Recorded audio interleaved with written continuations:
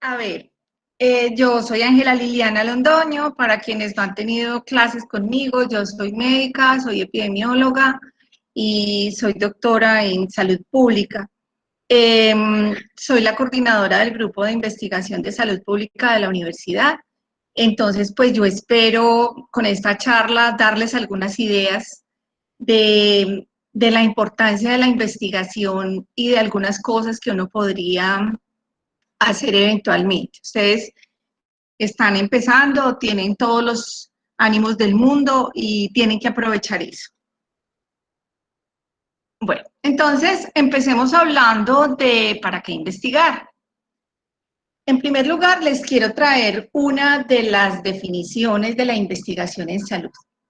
Entonces se las voy a leer textual. Dice, la generación de conocimiento nuevo, producido a través del método científico para identificar y controlar los problemas de salud.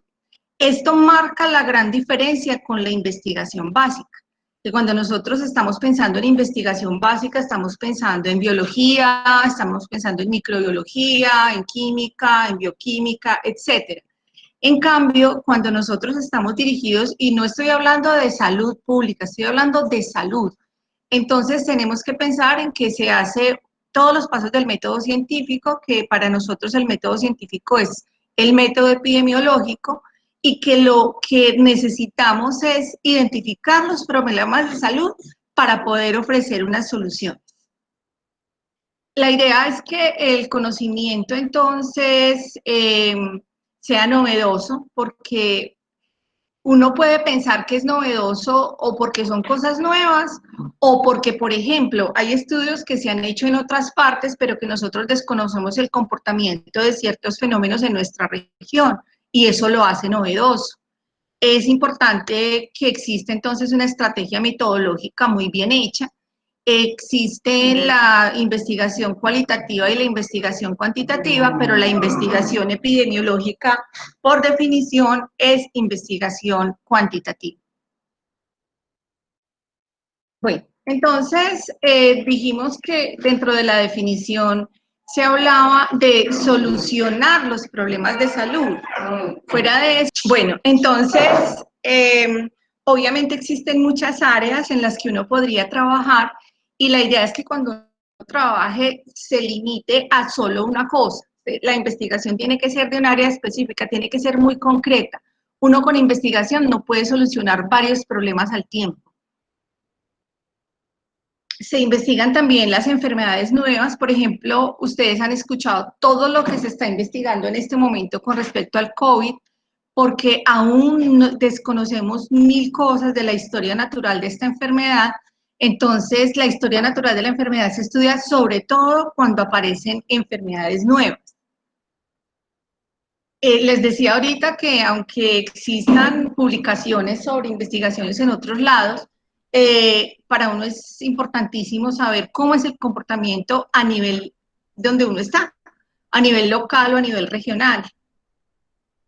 También se investiga para desarrollar nuevas tecnologías, nuevos tratamientos que sirvan o para prevenir enfermedades o para diagnosticarlas precozmente, por ejemplo, cuando se desarrollan pruebas diagnósticas o tratamientos no solamente farmacológicos, uno también puede hacer investigación para ver la eficacia de tratamientos no farmacológicos. Yo puedo hablar de la eficacia, por ejemplo, de cambio del estilo de vida en pacientes diabéticos, saber cuál es el resultado. Y también cuando existen nuevas cosas, también hay que evaluarlas. Entonces, por ejemplo, cuando se lanza un medicamento nuevo que ha sido producto de un ensayo clínico, ese ensayo clínico tiene unas fases. Y en la última fase del ensayo clínico hay que evaluar el medicamento. O sea, una cosa es que cuando se hace el ensayo clínico se hace con unas muestras muy pequeñas y se hacen condiciones ideales. ¿Eso qué quiere decir? Que se hace o con pacientes que no tienen ninguna comorbilidad o se hace con personas sanas. Entonces, cuando ya el medicamento sale a comercialización, obviamente se le va a dar a personas que tienen otras enfermedades, así que el comportamiento del medicamento puede ser diferente, por lo tanto hay que volver a evaluar. Lo mismo con una tecnología, por ejemplo, de diagnóstico, También hay que evaluarlas, así pasen las primeras pruebas, ya cuando se ha comercializado y cuando se están utilizando, se deben evaluar. Una de las cosas que es importantísima dentro del control de las enfermedades es evaluar la tendencia de la enfermedad, porque pues obviamente en la medida en que se están realizando como intervenciones o medidas de control o de prevención, entonces hay que evaluar cómo es esa tendencia. La enfermedad está aumentando, sigue igual, está disminuyendo, o sigue igual pero han disminuido las complicaciones. Entonces, esos son también motivos de investigación. Bueno, entonces, en conclusión, también les leo textual, el propósito final de la investigación en salud es desarrollar una base de conocimiento que permita la mayor efectividad posible de la práctica profesional del área.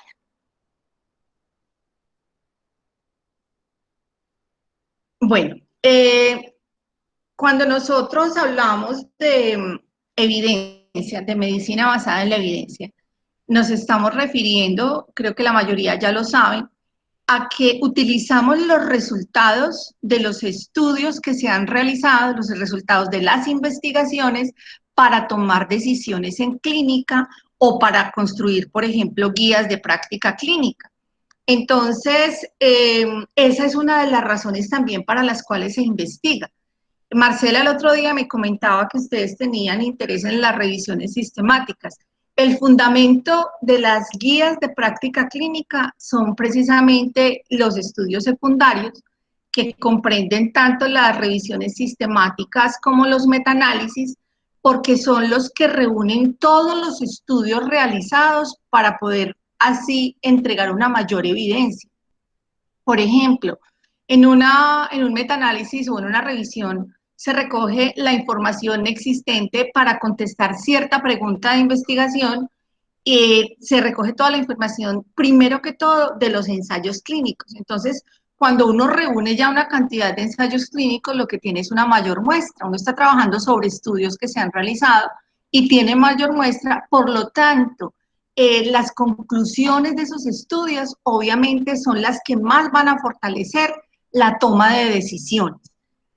Porque uno seleccionar, por ejemplo, bibliografía para tomar decisiones y uno no, ya hoy en día con la cantidad de estudios que hay, uno no puede ir tomando decisiones simplemente con un estudio o dos, ya tiene que tener uno estos resúmenes de estudios que son los estudios secundarios. Pero les decía ahora que tenemos que diferenciar entonces entre la investigación básica y la investigación aplicada, y ya les dije entonces a qué nos referimos con investigación básica, y la investigación aplicada es aquella que se dirige ya a problemas específicos, a la solución de problemas. Entonces, obviamente, mucha de la investigación aplicada tiene fundamento en la investigación básica. Por ejemplo, cuando se desarrolla un nuevo medicamento, obviamente eso tuvo que partir de investigación básica. Así que esa es la base para poder hacer investigación aplicada. Pero ya cuando se tiene entonces como se sabe que esa molécula puede tener algún tipo de efectos, entonces ya se hace otro tipo de investigación para mirar si realmente es eficaz. Bueno, yo les decía también que en salud general uno puede hacer investigación a veces cualitativa, pero la investigación cualitativa tiene otro tipo de aplicaciones. Por ejemplo, investigación cualitativa cuando se hacen estudios de conocimientos, actitudes y prácticas, pero o que se hace otros estudios que se llaman información para la acción, pero son estudios diferentes. La investigación epidemiológica, les repito, es cuantitativa. Y nosotros podemos resumir los fines de la investigación epidemiológica en varias cosas. Entonces nos sirve para describir. Nosotros podemos describir lo que está pasando en una población o en una comunidad específica. Entonces sirve para describir. Fuera de eso, nosotros en la descripción, entonces podemos hablar de la distribución de la enfermedad en términos de cómo se distribuye en las personas o cómo se distribuye en los lugares o si tiene alguna relación con el tiempo. Necesitamos saber la frecuencia también de las enfermedades o los determinantes. Los determinantes ya se refieren a factores de riesgo y también a factores protectores que tienen que ver con la salud. También investigamos, hacemos investigación epidemiológica para determinar la etiología de las enfermedades, para predecir el número de casos de una enfermedad y, por supuesto, para controlar entonces la distribución de la enfermedad en las poblaciones. Bueno, vamos a ver algunos ejemplos. Este es el de la primera indicación, que es el de describir el estado de la salud de las poblaciones. Entonces, aquí hay un estudio donde nos habla de características de pacientes hospitalizados en unidades de cuidado intensivo pediátrico en Manizales en un periodo de tiempo. Entonces, ellos les voy a mostrar, obviamente yo no les puedo mostrar todo el estudio, solo les voy a resaltar como algunas cositas. Aquí yo estoy mostrando parte de los resultados. Ellos incluyeron 341 niños que habían estado hospitalizados en cuidado intensivo y nos están mostrando algunas características. Para que empecemos a comunicarnos, acuérdense que las características que se miden se llaman variables. Todo lo que yo mido en una investigación es una variable. Aquí, ¿qué variables podemos nosotros identificar? La primera es la edad. Nos están diciendo que la edad promedio de los niños incluidos era de 6.8. Las enfermedades prevalentes fueron infecciosas. Entonces, tipo de enfermedad, tipo infecciosas o no infecciosas, eso es otra variable. Entre ellas las de origen pulmonar.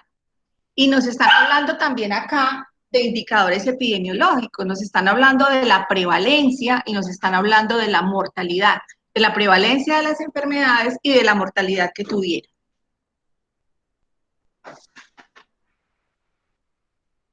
Bueno, en cuanto, y ya nos hablan también de otras variables que ellos tomaron para esa descripción, porque ellos estaban hablando como de las características de esos niños, que eran los procedimientos que fueron empleados, entonces que se hizo ventilación mecánica, se les colocó sondas, etc. Entonces, a esto me refiero. Entonces, ¿qué características epidemiológicas? En primer lugar, los indicadores de prevalencia y de mortalidad, y obviamente sobre los procedimientos. Bueno, decíamos otra característica de la investigación epidemiológica, que era otro de los usos, que era para ver la distribución, frecuencia y determinantes de los riesgos para la salud. Entonces, vamos a ver otro ejemplo. Estudio transversal de las parasitosis intestinales en poblaciones infantiles de Argentina. En este estudio, entonces, nosotros, ¿qué podemos identificar? Cosas que son, lo que pasa es que es muy poquito tiempo para uno hablar de investigación, entonces yo tengo que darles como ciertos tips. Aquí, por ejemplo, a lo que me quiero referir es a que el título del estudio nos está describiendo lo que ellos hicieron. Porque cuando uno coloca título en una investigación, finalmente el título le describe a uno casi pues totalmente qué es lo que se ha hecho. Entonces aquí nos están diciendo qué tipo de estudio es, que era un estudio transversal, cuál es el objeto de estudio, que fueron las parasitosis, la población de estudio, que era población infantil, y el lugar donde se realizó, que fue la Argentina. Aquí hay algunos de los resultados. Entonces, aquí lo que quiero es que identifiquemos variables. Entonces, tenemos variables de persona, tenemos variables de lugar. Cuando uno habla de variables de persona, la gente casi siempre cree que solamente se refiere a, por ejemplo, el estrato socioeconómico, al nivel educativo, pero todas las variables clínicas nuestras son variables de persona. Si nosotros recogemos, por ejemplo, dentro de nuestra información, los datos sobre glicemia, sobre colesterol, sobre el índice de masa corporal, sobre las complicaciones, sobre la dosis de insulina que recibían los pacientes, todas esas son variables de persona. Entonces, en las variables de persona, uno incluye todas esas características clínicas. Cuando nosotros pensamos en lugar, el lugar es importante desde el punto de vista, por ejemplo, la distribución urbano-rural para muchas enfermedades es fundamental incluirla. Entonces no se trata de que uno en todas las investigaciones tenga que incluir urbano y rural, no. se incluye una variable cuando tiene importancia para el trabajo que se está haciendo. En este caso que se está hablando de parasitosis, obviamente esa es una variable que es de importancia, porque casi siempre las zonas rurales tienen más problemas de saneamiento o de disponibilidad de agua, y entonces allí es donde puede encontrar uno, por ejemplo, más parasitismo. Y el lugar también es importante cuando la distribución de las enfermedades tiene que ver sobre todo con la altura. Cuando nosotros estamos hablando de enfermedades transmitidas por vectores, ustedes saben que la altura es fundamental porque pues en partes altas, obviamente, donde los vectores no alcanzan a sobrevivir, pues no tienen los mismos problemas de infecciones que tenemos en los sitios que son por debajo de 2.000 metros sobre el nivel del mar. Entonces, acá también vemos que se cumple con uno de los objetivos de la investigación epidemiológica, que es medir. Aquí nos están hablando entonces de la frecuencia de niños parasitados, nos están hablando de unos sitios, nos están hablando de características de esos niños, entonces nos están diciendo que los niños, por ejemplo, los varones tenían más parásito que las mujeres, que las mayores frecuencias estaban en ciertos grupos de edad, aquí lo están dividiendo en preescolares y escolares.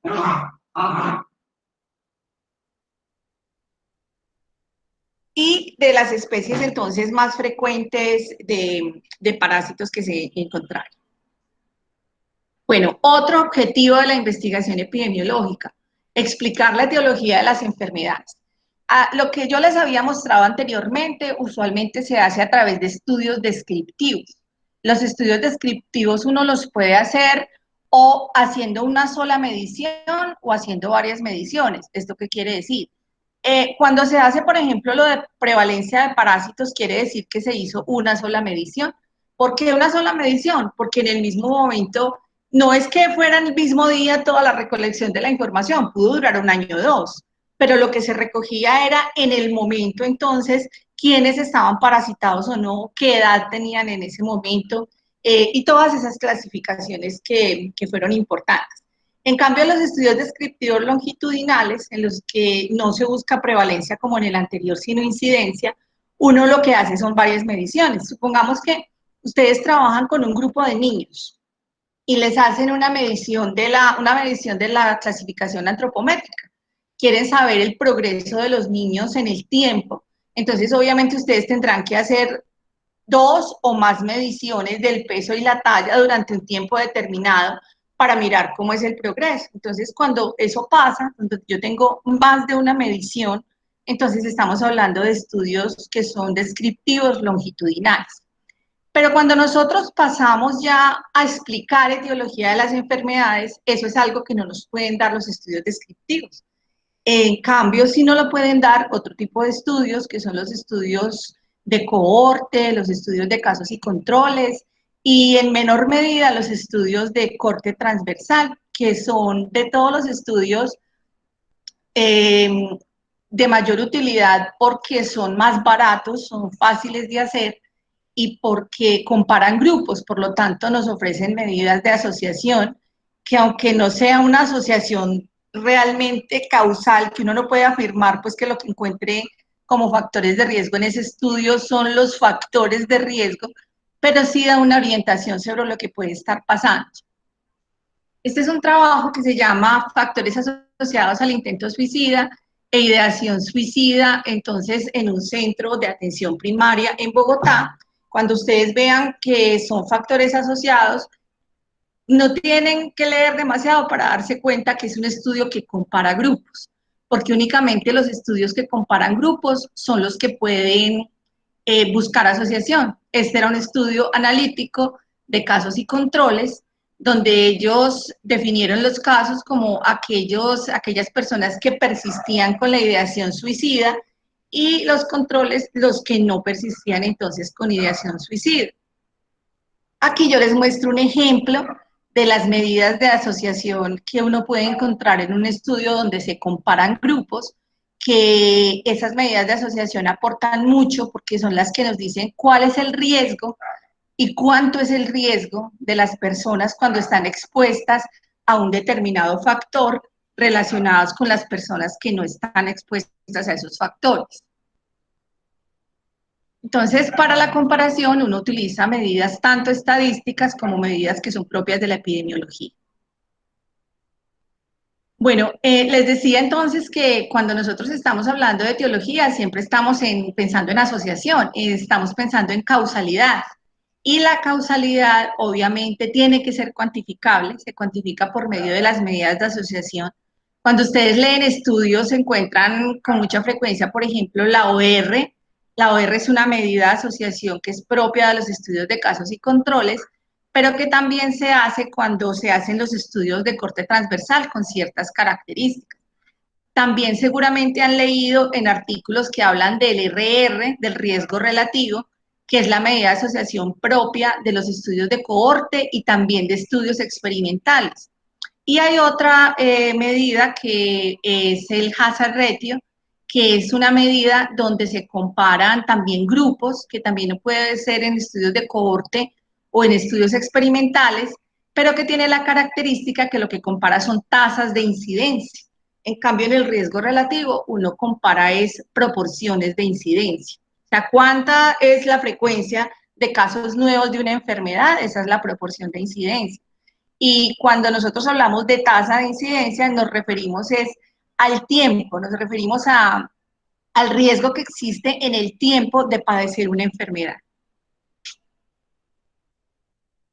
También dijimos que uno de los objetivos puede ser predecir número de casos de enfermedad. Entonces, hay estudios que son estudios pronósticos y en los estudios pronósticos, entonces, uno lo que encuentra es precisamente cuáles, por ejemplo, en este estudio, cuáles eran los factores para supervivencia o para recaída en niños con leucemia aguda.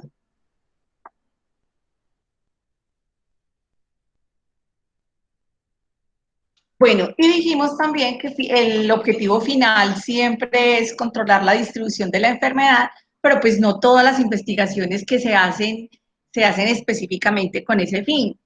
Entonces, pero sí hay algunas que sí sirven específicamente para eso, como esta que son antibióticos sistémicos para tratamiento de retinocoroiditis por toxoplasma, una revisión sistemática que, como les decía, que su mayor utilidad es poder recoger evidencia de muchos otros estudios, de buscar, en este caso ellos buscaron ensayos clínicos, entonces con la conclusión, las conclusiones de todos esos estudios son las que conducen a controlar la distribución porque son las que permiten entonces hacer medidas, hacer recomendaciones, a veces guías de práctica clínica o simplemente recomendaciones para decisiones terapéuticas.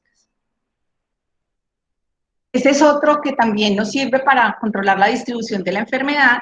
Este es un metaanálisis. Este metaanálisis a mí me gusta mucho porque, uno, porque es nuestro y dos, porque fue el que dio origen a la política de salud de vacunar a los mayores en Colombia contra la influenza.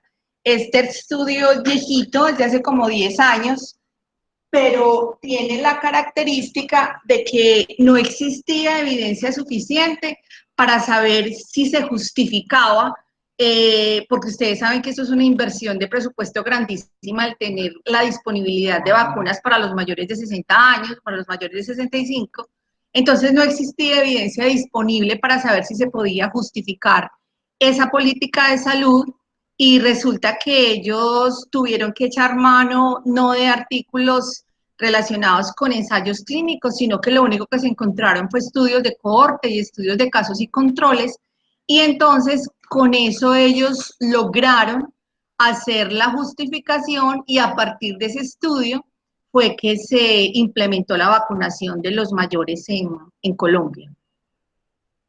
Bueno, nosotros también tenemos que pensar es cuál es el propósito que nosotros tenemos, porque uno normalmente tiene tendencia a que le gusten ciertos temas. Entonces, cuando uno le gustan ciertos temas, pues obviamente lo primero que uno piensa es, me gusta tal tema, pero uno tiene que tener un propósito claro de la pregunta de investigación, porque como les decía al principio, uno no puede resolver todos los problemas juntos de una vez.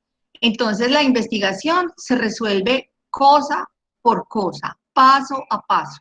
Por eso existen las líneas de investigación, porque uno va haciendo un trabajo dependiendo de lo que se encuentre, entonces va haciendo otros trabajos para poder responder a las preguntas que van surgiendo. Entonces, las preguntas de investigación pueden ser de prevención, pueden ser de etiología, pueden ser de diagnóstico, de pronóstico, de tratamiento o de actualización. Por ejemplo, una guía, una revisión sistemática se puede hacer simplemente con el objetivo de hacer una actualización en un tema determinado. Bueno, ¿qué condiciones existen para uno investigar?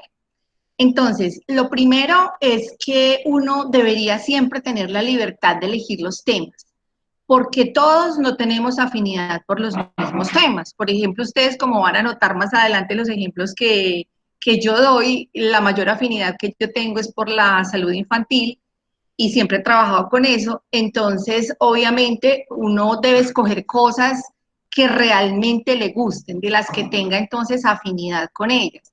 Pero fuera de tener afinidad con el tema, uno tiene que tener conocimiento del tema. Entonces, si uno quiere investigar sobre algún tema y uno no tiene la formación suficiente o el conocimiento suficiente, hay que valerse de expertos, hay que valerse de otras personas. ¿Qué tienen que hacer ustedes? Invitar a sus profesores.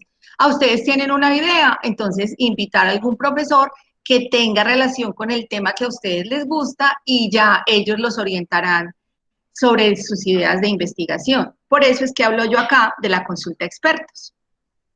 Y una cosa que es importantísima es la interdisciplinariedad. Entonces, uno, en primer lugar, uno nunca debe investigar solo. O sea, investigar solo es una locura, porque además existen diferentes puntos de vista en las personas que hacen grupos de investigación. Y entonces, esos puntos de vista son fundamentales para el éxito de las preguntas, para el éxito de la misma investigación. Que existan grupos conformados por personas que tienen saberes diferentes, eso es muy valioso.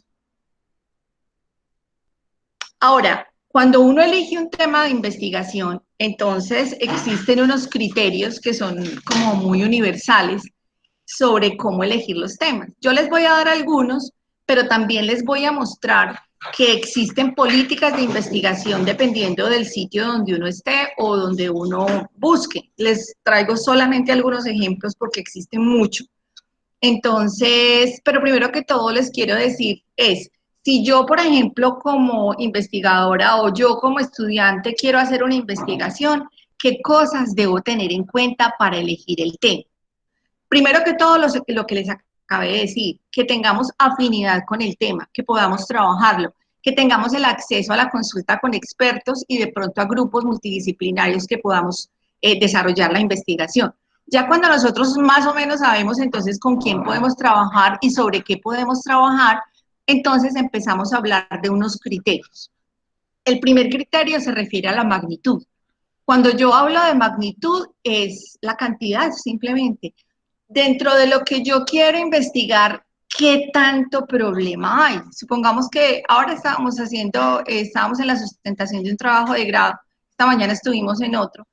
Entonces, por ejemplo, el de esta mañana era sobre el uso de los inhaladores en niños con asma. Así que cuando uno piensa en la magnitud que tiene que averiguar, ¿cuál es la prevalencia de asma en los niños? ¿A qué edades es las que más afecta? ¿Cuál es la mortalidad por asma? Entonces, uno empieza a ver cuánto cuesta, por ejemplo, una hospitalización por asma, cuánto tiempo están los niños hospitalizados cuando tienen crisis asmáticas. Todo ese tipo de cosas uno las empieza a averiguar y uno empieza a buscar artículos donde pueda encontrar esa información para ir configurando la magnitud y la gravedad.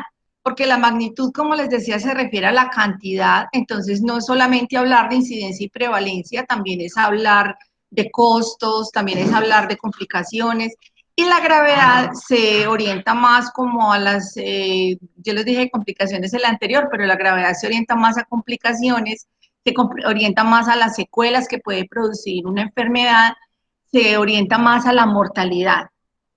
Entonces, son dos criterios que van de la mano. Vamos a ver que son 6 criterios y que van de la mano de a 2. Aquí tenemos otros 2 que también van de la mano, así que les voy a hablar de los 2. En primer lugar, la prioridad. Entonces, a mí me gusta el asma, listo. Venga, pero eso es prioritario. Entonces, ¿cómo defino yo que es prioritario? En primer lugar, por la magnitud y la gravedad, porque yo digo, no, yo demuestro que en mi región el problema es muy grave, entonces vale la pena. ¿Es prioritario? Claro que sí. Entonces empieza uno a mirar las políticas de salud, empieza uno a mirar las guías clínicas nacionales y las internacionales, a ver qué dicen ellos sobre el asma en los niños. Y ahí es donde se da uno cuenta cuál es la prioridad que tiene esa enfermedad. ¿Por qué les digo yo esto? Porque estos criterios sirven para uno construir la justificación de su trabajo, porque uno tiene que justificarlo. Cuando uno no tiene que pedir financiación, la justificación no es tan importante. Pero cuando uno necesita financiación o necesita que una institución le apruebe el trabajo, aunque no necesite financiación, uno tiene que defenderlo. Y ustedes lo pueden defender con estos criterios, cuando dicen qué tan grande es el problema, qué tan grave es, por qué es prioritario de investigar. Y viene el otro que va de la mano con la prioridad, que es la vulnerabilidad de control. ¿Eso qué quiere decir? Que cuando nosotros estamos trabajando sobre algún evento de salud o sobre alguna enfermedad, él tenga vulnerabilidad de mejorar. Por eso es que es tan difícil, por decir algo, que se consiga financiación para investigación de enfermedades huérfanas, porque desafortunadamente la vulnerabilidad del control es bajita. Entonces a nadie le interesa. ¿A quién le interesa? A los grupos farmacéuticos para producir medicamentos, pero para otro tipo de investigación de pronto no se va a conseguir financiación. En cambio, problemas que son muy vulnerables de control, sobre todo aquellos que tienen que ver con la prevención primaria o secundaria, sí. Recuerden qué es prevención primaria y qué es prevención secundaria. Cuando nosotros hablamos de prevención primaria, estamos hablando de la promoción de la salud antes de que ocurra la enfermedad. Cuando ustedes colocan una vacuna, están haciendo prevención primaria. Pero cuando ustedes ya tienen un niño que le dio una enfermedad inmunoprevenible y resulta que quedó con secuelas, entonces tienen que trabajar es en la prevención secundaria. Ya con el enfermo, entonces, ¿qué hay que hacer para que esto no se vuelva más grave? A eso se refiere la vulnerabilidad, que ese tema que nosotros queramos investigar, se puede hacer algo con él. O sea, porque acuérdense que desde la primera diapositiva donde yo les decía que la finalidad de la investigación en salud es controlar problemas, a eso se refiere la vulnerabilidad. O sea, ¿qué vulnerable de control es esta enfermedad o este problema que yo quiero investigar? Y vienen otros dos criterios que también van de la mano, que son la viabilidad y la factibilidad. La viabilidad se refiere a que ustedes tengan la posibilidad de hacerlo. ¿Por qué? Supongamos que ustedes quieren hacer un trabajo sobre abuso sexual en niños. ¿Qué viabilidad creen ustedes que puede tener un trabajo de estos si ustedes se van para un colegio a hacer una encuesta sobre abuso sexual? Los sacan disparados de allá porque no los van a dejar, porque ustedes lo primero que necesitan es la autorización de los padres. Y cuando nosotros sabemos que el abuso sexual muchas veces o la mayor frecuencia de veces ocurre dentro de la casa, pues entonces ese estudio va a estar sesgado porque muchos padres no van a admitir que se les pregunte a los niños muchas cosas. Entonces esos estudios son muy poquito viables.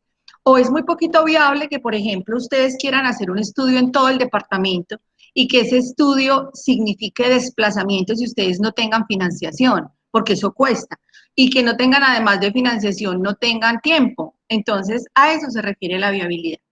A la factibilidad se refiere a los recursos. ¿Qué recursos necesitamos nosotros para desarrollar el tema de investigación que requerimos? Entonces, si nosotros vamos a hacer un estudio donde, por ejemplo, el de parasitismo, del ejemplo que les di, nosotros necesitamos pruebas, o sea, necesitamos pruebas de laboratorio, necesitamos plata.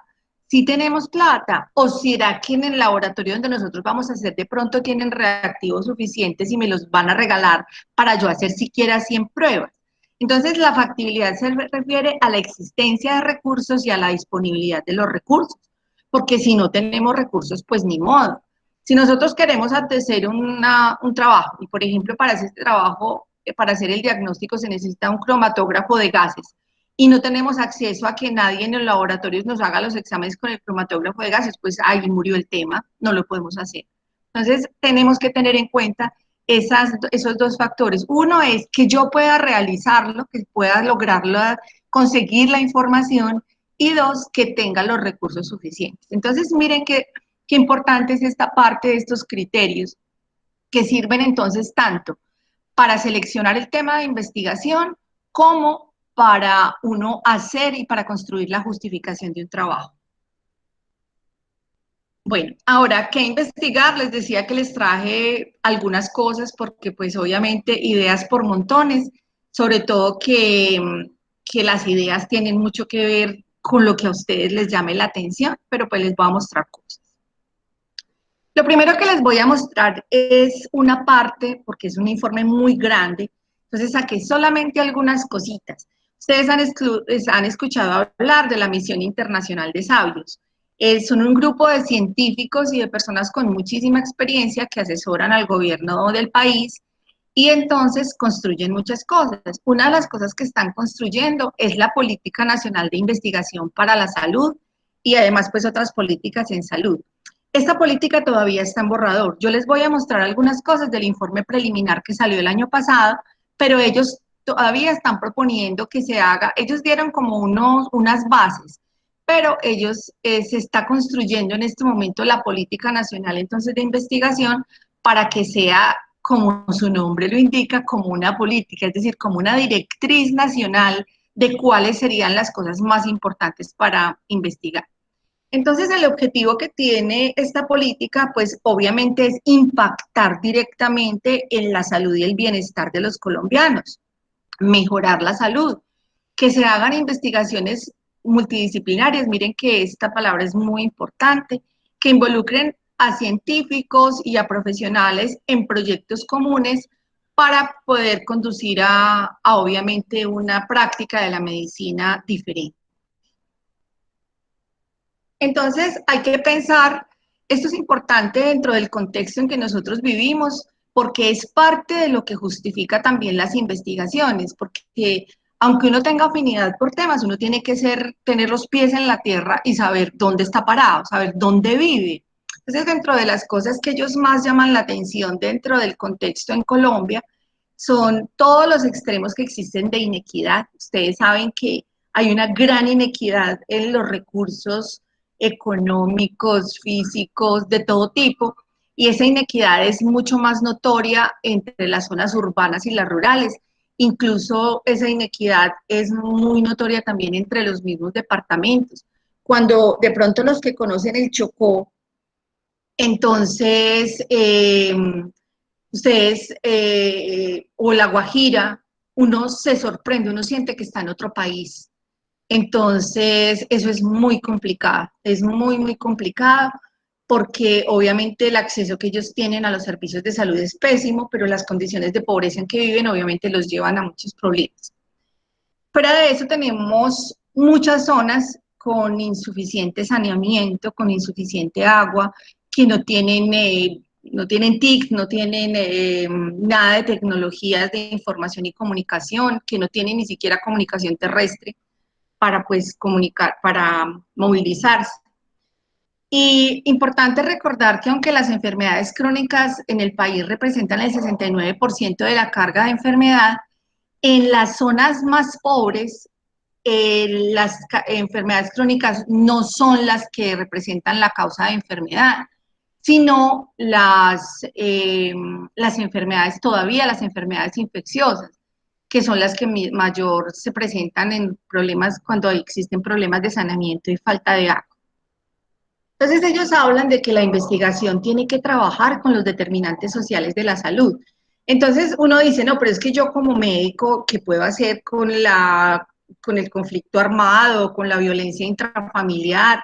Por eso es que las investigaciones deben ser multidisciplinarias para que cada sector aporte lo que necesita. Lo otro es que la idea es que se pueda utilizar el mejor conocimiento disponible para disminuir todas esas brechas y para que las decisiones que se tomen en salud conduzcan a la mejoría de la salud de la población. Bueno, eso se los acabo de colocar, esta primera frase es la que les acabo de decir. Y la idea de ellos con la Política Nacional de Investigación en Salud Es crear entonces un sistema de salud que se fundamente en el conocimiento científico, en el conocimiento científico de nuestra realidad, porque como les decía desde el principio, uno puede encontrar cosas de afuera, pero tenemos que encontrar es qué es lo que pasa con nuestra realidad, investigar sobre esa realidad para poder transformarla, para poder transformar el sistema de salud.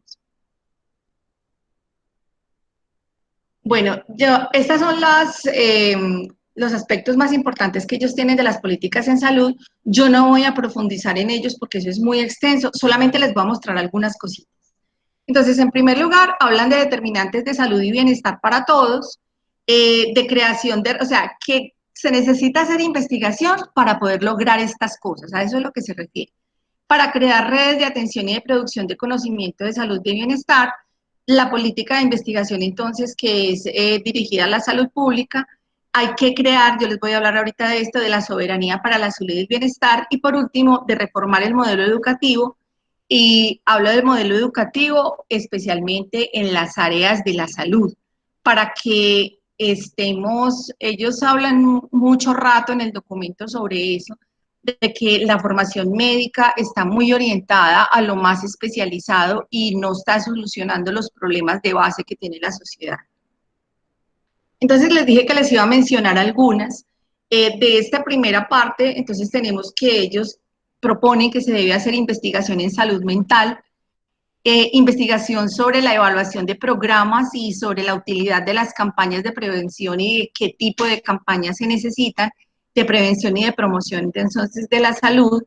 También averiguar sobre la accesibilidad que tienen las personas a los medicamentos y también trabajar en investigaciones para empoderar a las personas con su salud. En las políticas directas de salud pública, entonces, pues ellos hablan no solamente de salud pública, sino que la investigación básica sea interdisciplinaria, porque es que la investigación básica, sin tener el apoyo de la clínica, que es a lo que se refiere esta última parte de la investigación translacional, que es una conjunción entre la investigación básica y las utilidades que tiene precisamente para la clínica. Bueno, y también habla entonces de nuevas tecnologías y de redes digitales. Ustedes se han dado cuenta ahorita con lo del COVID, cómo hubo que desarrollar la telemedicina a toda velocidad en todas partes, porque pues no se están haciendo consultas externas, todo se está haciendo a través de telemedicina. Entonces hay que hacer investigación para poder fortalecer este tipo de tecnologías. Bueno, cuando nos hablan ellos de la soberanía para la salud y el bienestar, a mí esto me parece fundamental. Ustedes se han dado cuenta de lo que está haciendo Colombia para crear sus propios respiradores, para producir sus propias mascarillas, para producir sus propias mascarillas de alta eficiencia, porque nosotros no tenemos esas cosas, todas son importadas.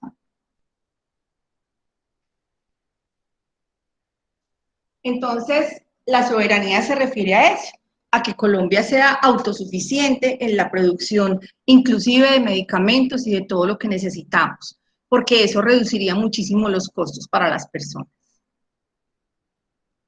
Bueno, estas son entonces ya por fuera de la política de investigación, son ideas, entonces sobre qué se debe investigar. Yo estas cosas las saqué de varias partes, las saqué de la Organización Mundial de la Salud, las busqué de CDC, del Centro de Control de Enfermedades también europeo, entonces esto es como un resumen de cosas.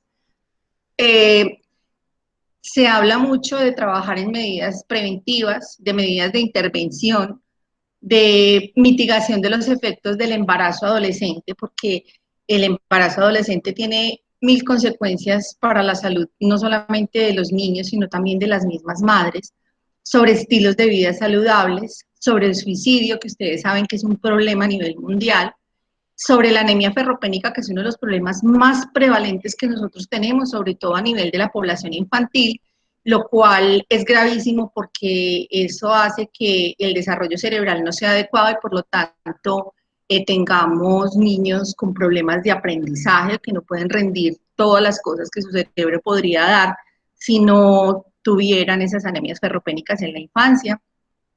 De las enfermedades infecciosas, si ustedes miran, por ejemplo, las páginas de la Organización Mundial de la Salud, cada uno de los temas de enfermedades infecciosas tiene prioridades en investigación. Entonces, ¿qué hace uno? Uno puede entrar a la Organización Mundial de la Salud y entonces a mí, por ejemplo, supongamos que a ustedes les gusta dengue, entonces buscan dengue y buscan investigación en dengue, porque así entonces ustedes pueden tener ideas de las cosas que pueden encontrar. Eso también lo pueden encontrar en el Instituto Nacional de Salud en Colombia, lo pueden encontrar en los CDC. Bueno, en infecciones nosocomiales también es una prioridad, las infecciones que ocurren como consecuencia de la atención sanitaria. Por ejemplo, los CDC pregonan muchísimo la importancia de la investigación en la resistencia antimicrobiana, porque nosotros, ustedes saben que cada día tenemos menos posibilidad de tratar muchas infecciones que son multiresistentes y que se espera que para no dentro de mucho tiempo una gran mortalidad va a ser dependiente precisamente de la inexistencia de tratamientos antibióticos. Bueno, acá, por ejemplo, ustedes en esa, yo les puedo compartir estas direcciones, ahí pueden encontrar entonces también, como ustedes saben que yo estoy sesgada por los niños, entonces ahí es la parte donde se habla de la investigación infantil. Estas son las prioridades, por ejemplo, que habla CDC específicamente de investigación en población infantil. Entonces ellos hablan también de salud mental, del comportamiento, de trastornos por déficit de atención, miren, todas las cosas que tienen que ver con salud mental, del autismo, la parálisis cerebral.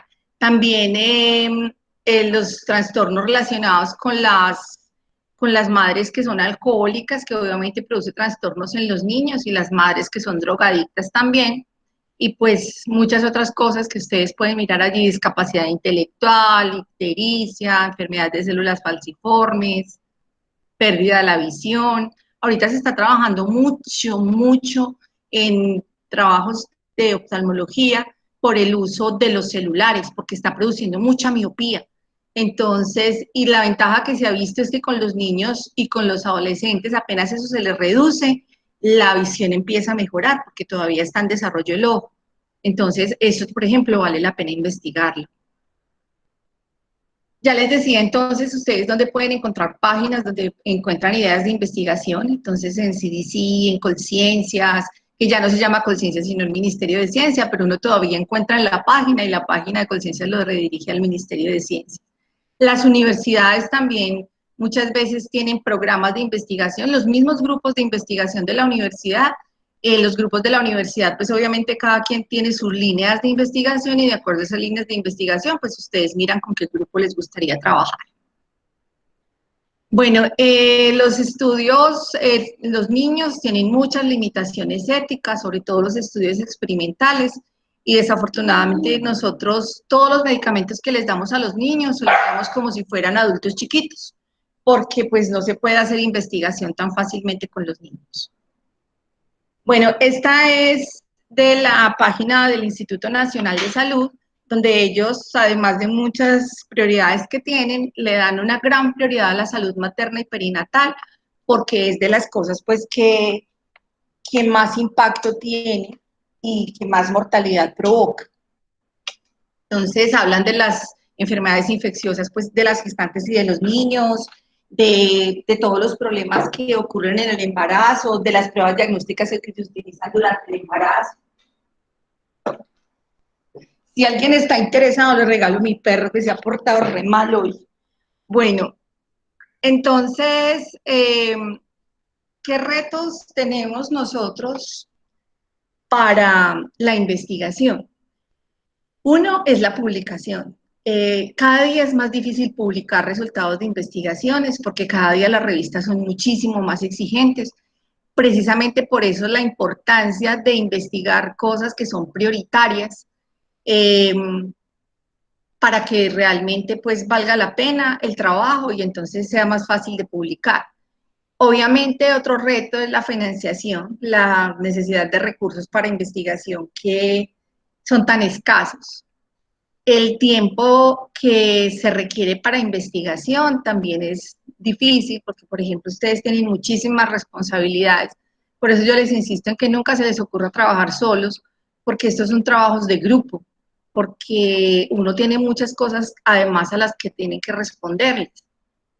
Y lo otro es que desafortunadamente en los hospitales no siempre hacen investigación, entonces falta como esa, todavía hace falta mucha integración en Colombia de la actividad investigativa de los hospitales y de los investigadores. Bueno, eso es todo lo que les quería mostrar.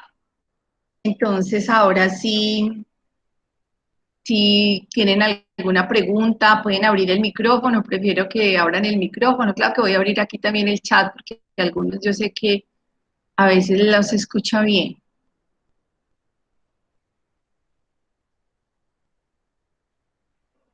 Bueno, ¿alguien tiene alguna pregunta? ¿Alguien quiere comentar algo?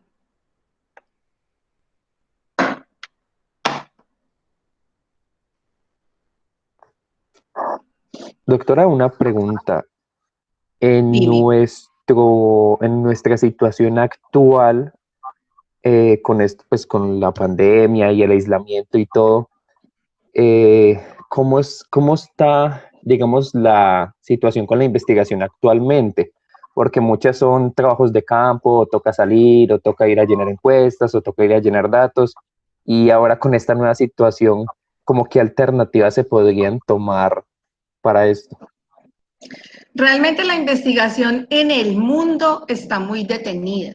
Y no solamente la investigación, las revistas están desesperadas porque la gente no está investigando, por lo tanto no pueden cumplir con los números que anualmente sacan, porque las revistas a veces sacan 4 números anuales o 3 números o 5 números anuales.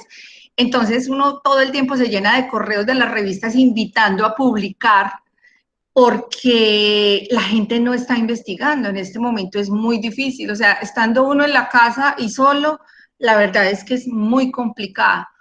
¿Qué se podría hacer? Que uno, por ejemplo, tuviera un grupo con el que tiene ideas similares, que tenga alguna inquietud de hacer investigación, que ustedes se comuniquen con los profesores de los grupos de investigación de acuerdo a los temas que les gusten, les mencionen qué idea tienen y mientras tanto se puede ir desarrollando el marco teórico, se puede ir desarrollando el proyecto, porque es que uno no puede investigar sin hacer un proyecto.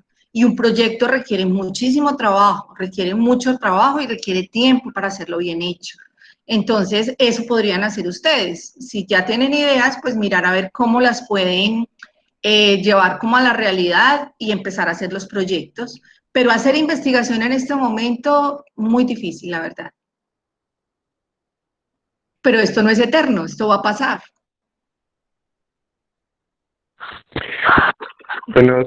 Buenas tardes, doctora.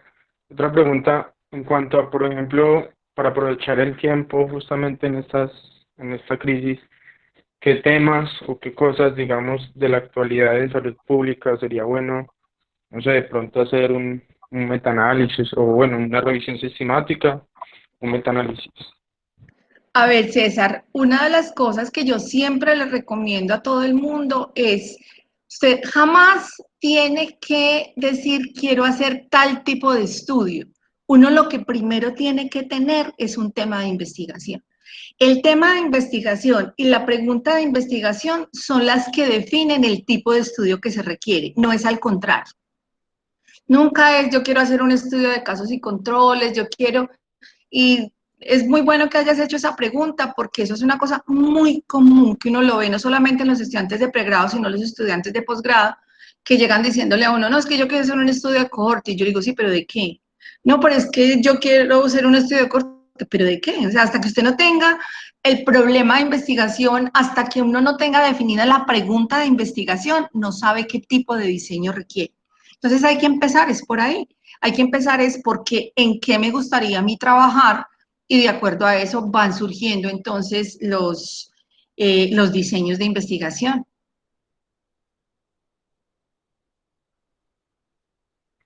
Gracias, doctora.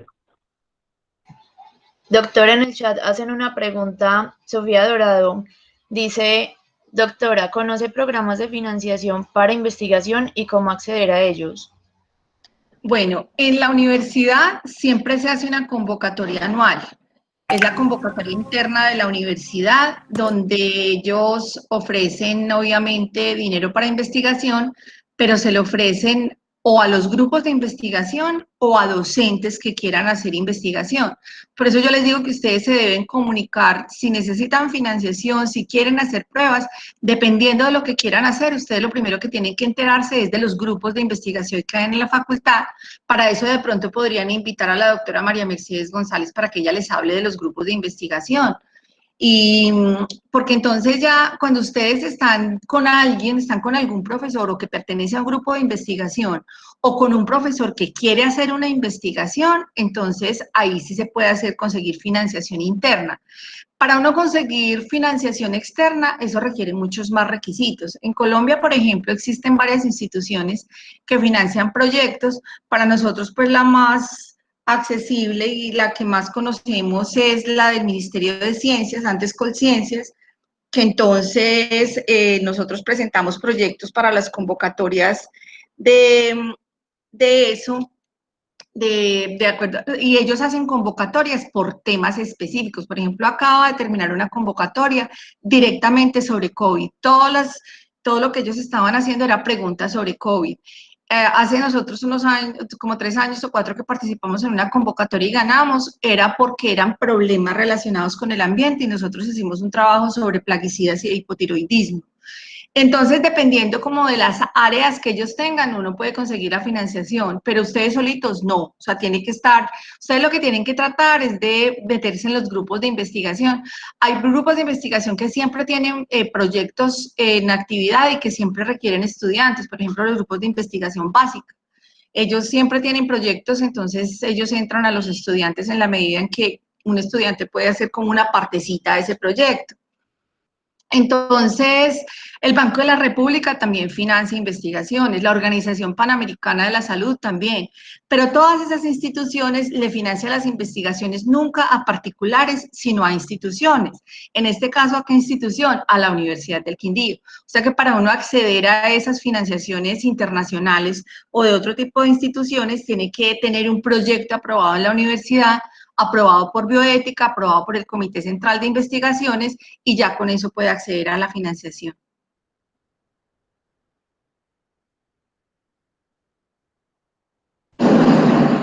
¿Alguna otra pregunta de algún otro asistente? Listo, pues no siendo más, le damos las gracias a la doctora Ángela Liliana por habernos dado esta charla tan interesante, a todos los asistentes. Esperamos que haya sido muy enriquecedora para todos. Bueno, muchas gracias.